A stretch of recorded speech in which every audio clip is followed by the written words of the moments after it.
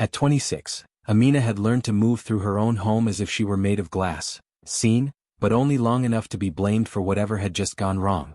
That morning, before the sun had fully brushed the sky with gold, her stepfather's voice was already rising through the mud brick walls. A clay pot had cracked overnight, probably from the cool wind that slipped into the kitchen, but he shouted her name as though she had smashed it in anger. She stayed silent, her fingers tightening around the woven basket she carried, knowing that any attempt to explain would only give him new words to twist against her. When she entered the courtyard, he pointed to the broken pieces with the same expression he used for misfortune, as if she were somehow born to cause it. Amina knelt to gather the shards and he hovered close behind her, muttering that she didn't respect the house, didn't respect her elders, didn't respect anything at all. She had heard these accusations enough to memorize their rhythm, yet each one still lodged somewhere deep, where her real voice had long stopped trying to rise. The pot had been old, worn by time, but he spoke as if she had intentionally cracked its history in half. Her mother, sitting nearby with a bowl of maize, kept her eyes down, pretending to sort through grains that no longer needed sorting. Silence had become her mother's only defense, though it pierced Amina sharper than the words themselves. Before the morning was over, he found new reasons to accuse her. A pouch of coins he himself had misplaced. Amina was blamed. A goat that had fallen ill the previous night. Amina again. She wasn't even near the animals, but his voice still thundered through the yard, claiming she looked at things with bad luck in her eyes. She wanted to laugh or cry or shout that she had never harmed anything in her life, but all she managed was a small nod, the same nod she had given 1,000 times. It was easier that way, easier than fighting a storm that blew only in one direction. Yet beneath that quiet obedience, something else lived inside her. A slow, steady warmth that refused to die, even after years of blame. She didn't know if it was strength or simply the last piece of herself that hadn't learned to bend. But she could feel it sometimes, especially on days like this, when her stepfather's anger felt too precise to be random, too sharp to be about a pot or a goat or a few lost coins. It was as if he needed her to be guilty of something, anything, even when there was nothing to accuse. As she swept the courtyard, the wind carried the scent of distant smoke, a strange smell for a calm morning. She paused, sensing a quiet shift in the air, like the world itself was holding back a truth it wasn't yet ready to release. Amina didn't understand it then, but somewhere beyond her stepfather's shouting, beyond her mother's silence, beyond the weight she had learned to carry, something was waiting to surface, something that would one day break the lies he hid behind, just as easily as the pot had shattered at dawn. Amina's childhood felt like a distant dream now, softened by time but still glowing in the corners of her memory. Before everything grew heavy, life had been full of small joys. Simple, everyday moments that felt like treasures. Her real father, Baba Karim, used to lift her onto his shoulders so she could touch the low branches of the mango tree behind their house. She remembered his laughter, warm and deep, the kind that wrapped around her like a blanket. He was a gentle man with rough hands, hands that smelled of soil and wood, hands that fixed toys, built stools, and held her with such care that she believed nothing in the world could break her. Their home then had been humble but warm. Evenings were spent around the fire, her mother humming old songs while Amina drew shapes in the dirt with a stick. They didn't have much, but her parents shared every burden, every piece of joy, every worry that came and went. There was no shouting, no blaming, no sharp words thrown like stones. There was only the rhythm of family, a steady, comforting heartbeat she thought would last forever. Then, when she was 10, everything changed. Her father fell ill during a particularly harsh season. The cough came first, deep and stubborn, then the fever that made his skin burn even when the air was cold. Amina didn't understand the danger then. Children rarely do. She thought he would get better, that the next day he'd be back in the fields or carving new wooden toys for her. But one morning, the house was quiet in a way she had never heard before. Her mother held her too tightly. The fire was not lit. Her father's place on the mat was empty. He was gone, and with him, the world she knew slipped quietly into darkness. The years that followed were hard. Amina's mother worked tirelessly, cleaning, stitching clothes, helping neighbors, but every coin slipped through her fingers as quickly as it came. Food grew scarce some weeks, and there were days the lamps stayed unlit because oil was too expensive. Amina tried to help in small ways, but she was still young, still learning how to navigate a world that had suddenly become too wide and too cold. Even at that age, she noticed how her mother's smile faded bit by bit, replaced by quiet worry. Eventually, her mother remarried. For a long time, Amina believed it was purely for companionship, for someone to help them rebuild the life they once had. But years later she understood, it had been survival. A man named Baraka had arrived in the village with confident steps, a smooth voice and promises that sounded like salvation. He helped fix their crumbling fence, brought food when he visited, spoke kindly to Amina, even complimented her mother's cooking. He seemed caring, reliable and gentle, everything they needed at a moment when hope felt like a luxury. At first, Amina had welcomed him. He told her stories, brought her sweets after market day, called her Little Star.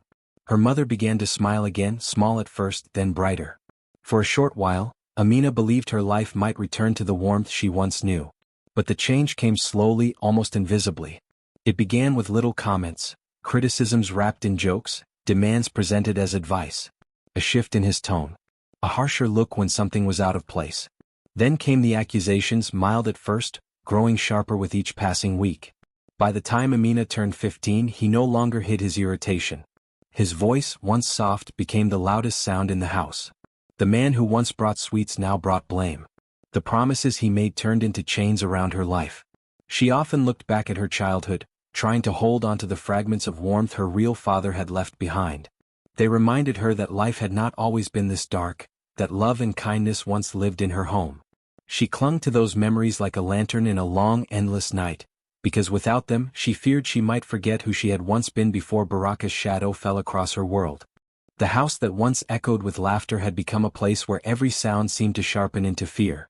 Baraka's voice filled every corner, thick, heavy, and impossible to escape.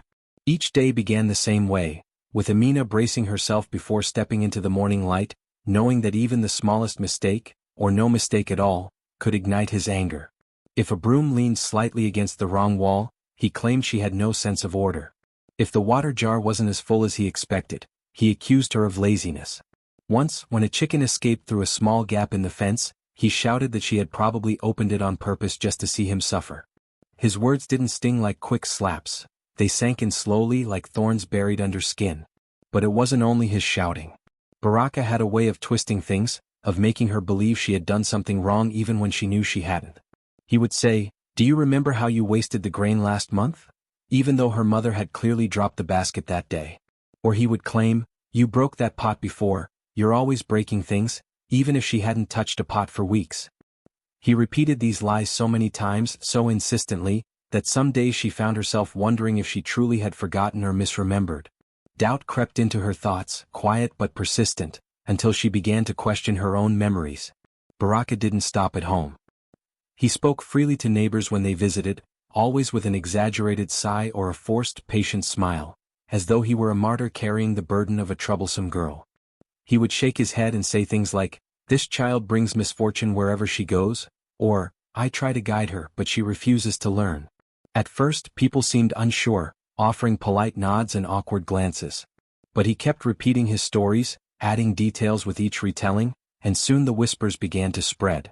Amina noticed it in the way villagers looked at her, eyes lingering too long, lips tightening as she passed, conversation stopping just as she approached. A few women who once invited her to help with weaving now avoided eye contact. Children who used to run to her for stories stepped back, glancing nervously toward the adults nearby. Even the market sellers, who had known her since she was little, seemed to watch her hands more closely, as if expecting her to steal. It wasn't loud or open hostility, it was the quiet distance that hurt most, the subtle shift that told her she was no longer trusted.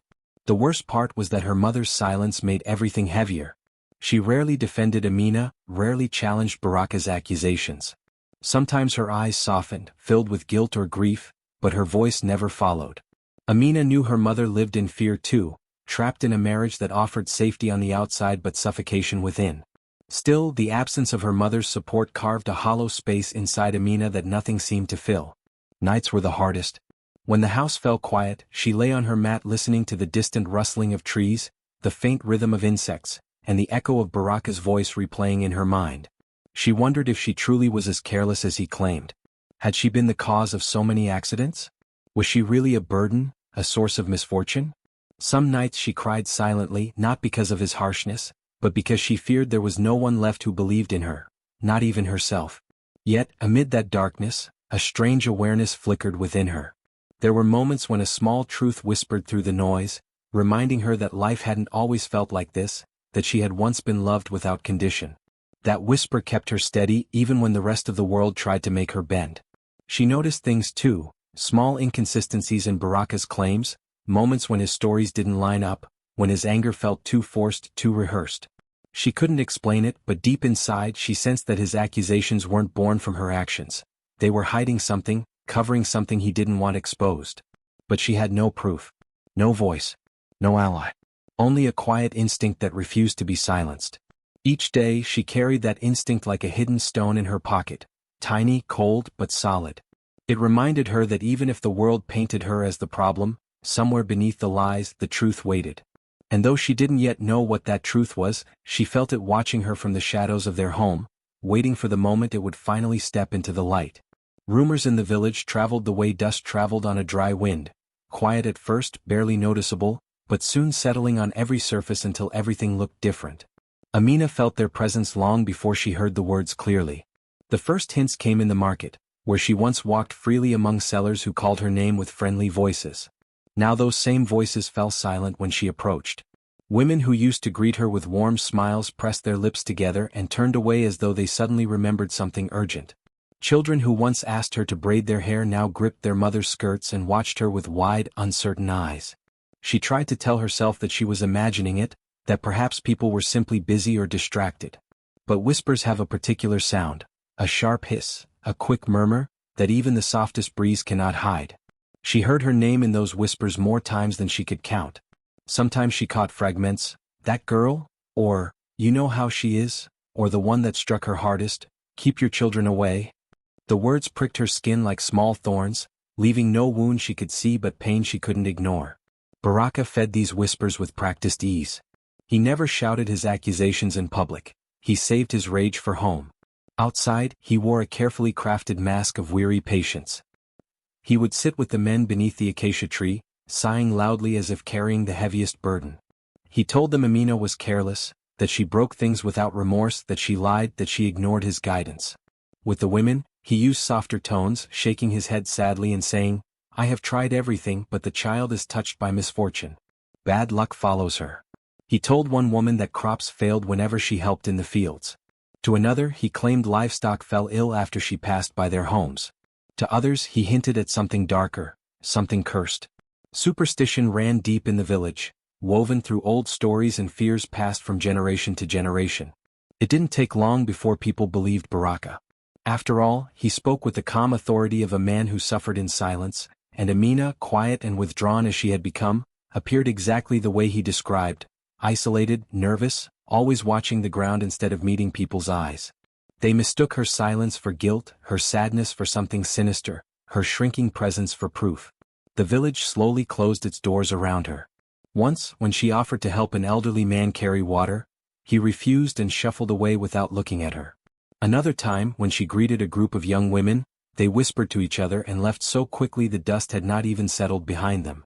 Amina began to take longer routes home, avoiding crowded areas, avoiding people altogether.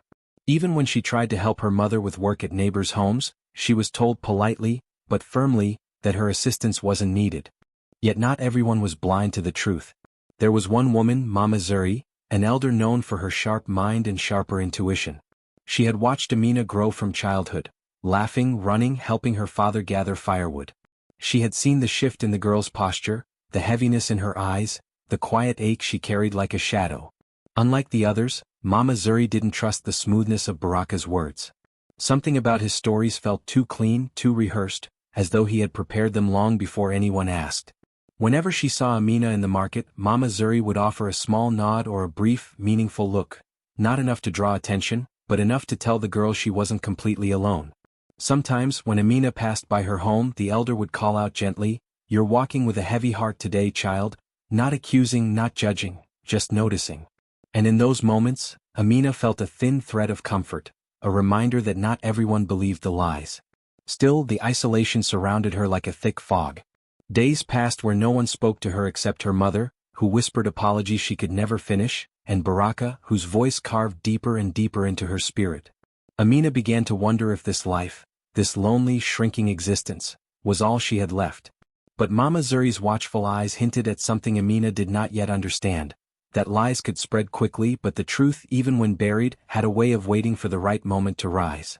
It began subtly, almost quietly enough to seem like coincidence, but nothing in Amina's house ever stayed small for long, not with Baraka watching for any chance to point a finger. The first disappearance happened on a cool evening when her mother reached into the wooden box where they kept their saved coins. She had planned to buy oil and flour the next morning, but when she lifted the lid, her hands froze. The small bundle of money wrapped in cloth was missing. Amina watched her mother's brows knit in confusion, then in fear, and before either of them could speak, Baraka swept into the room. He didn't ask questions. He didn't look around.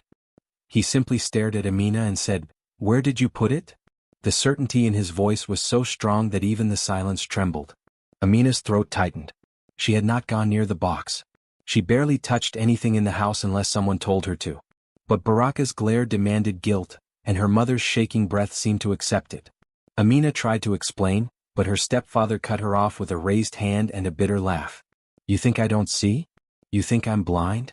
He muttered to her mother about irresponsibility, about how the girl was becoming a danger to her own home.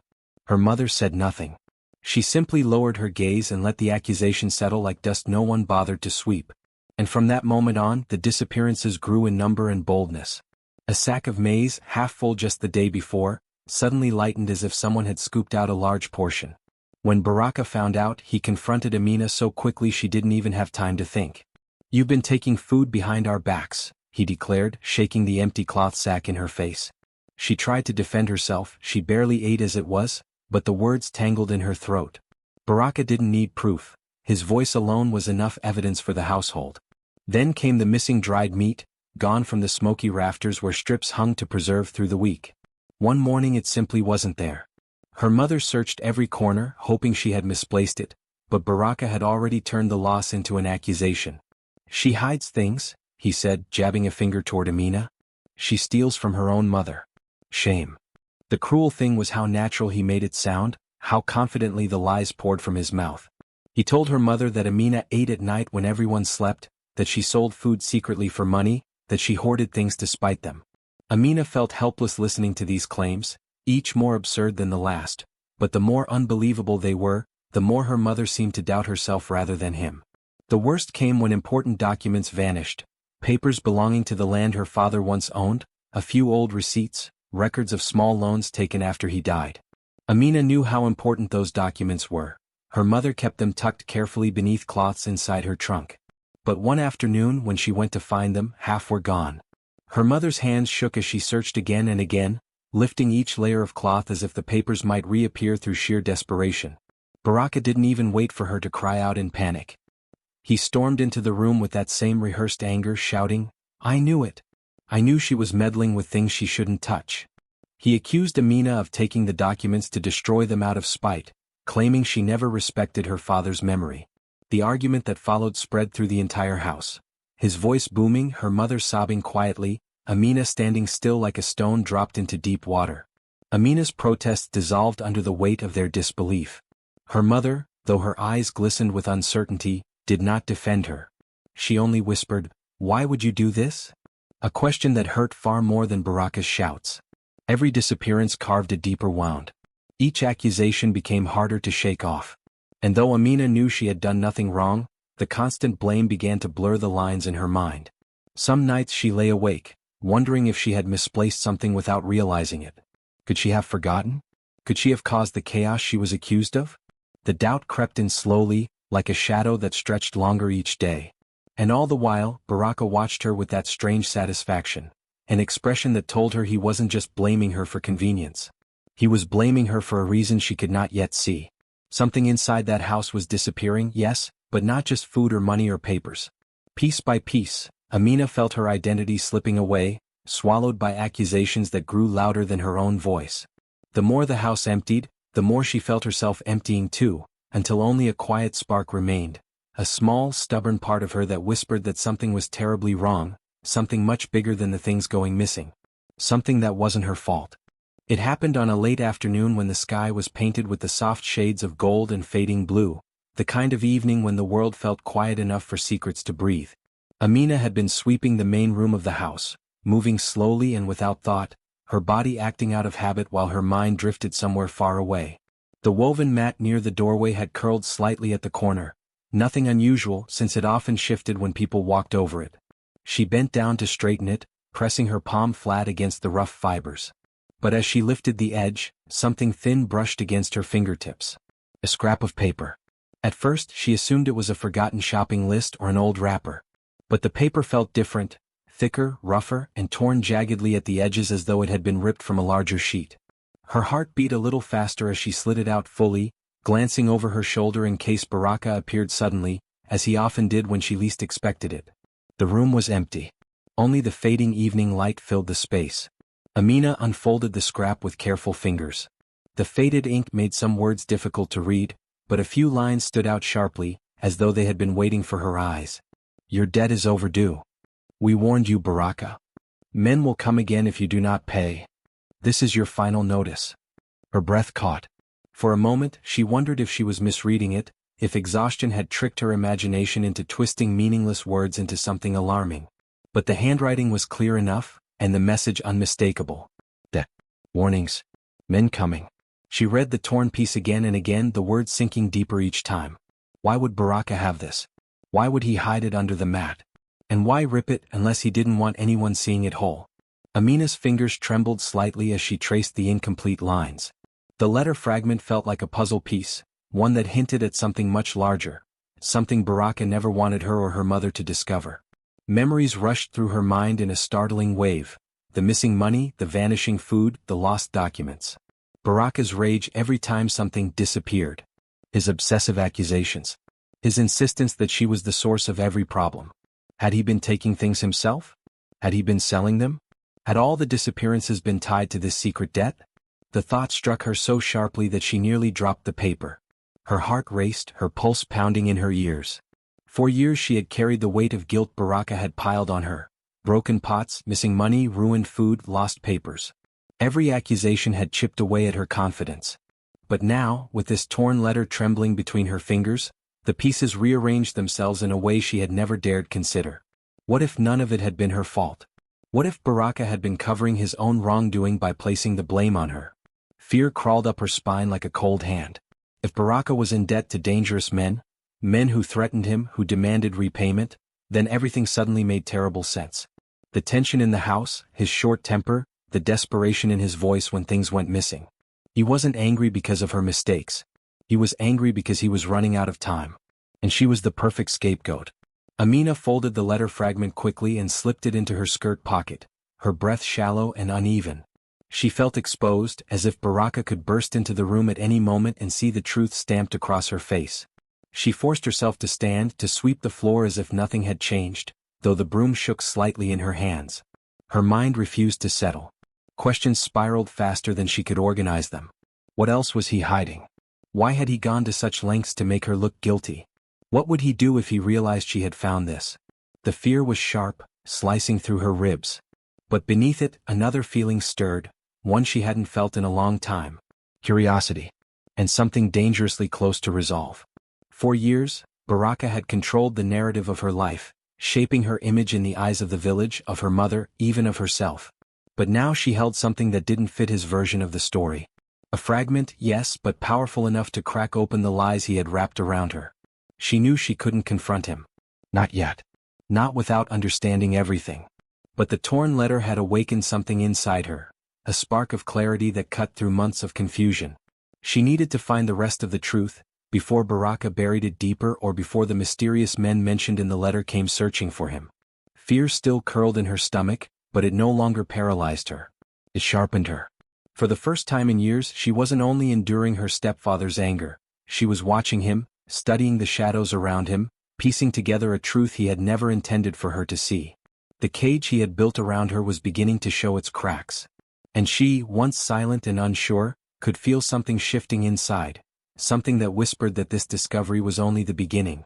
The accusation came so suddenly, so violently, that her ears rang before the words even fully formed. The stepfather stormed into the room, waving his hands wildly as if he had caught a thief red-handed, though nothing of the sort had happened.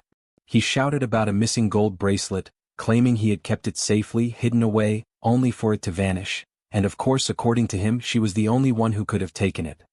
His voice ricocheted off the mud walls, heavy, sharp, almost gleeful in its cruelty.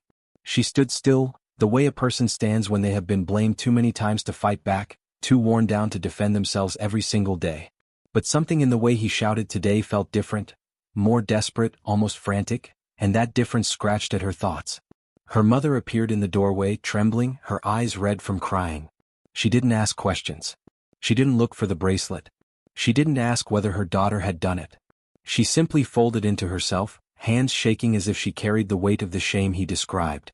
The silence between mother and daughter was not new, but the way it stretched tonight felt heavier, thicker, as though it swallowed every unspoken truth in the room. The protagonist felt the same familiar ache in her chest, the ache of being alone even while someone who should love her stood close enough to touch. She tried to explain, quietly at first, that she had never even seen the bracelet, that she had no use for such a thing, that she had no need to take anything that wasn't hers.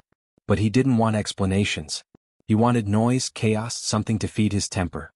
He shouted louder, waving his arms so aggressively that her mother flinched. He accused her of jealousy, wickedness, selfishness, words he had used before, but tonight they were thrown like burning coals, each one meant to scorch her reputation even further.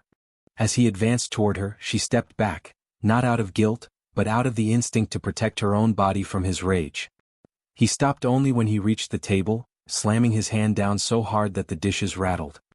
He declared that if she continued stealing from him, he would not hesitate to throw her out into the night and leave her to fend for herself. His voice was full of the kind of confidence that came from knowing the village believed him more than they believed her.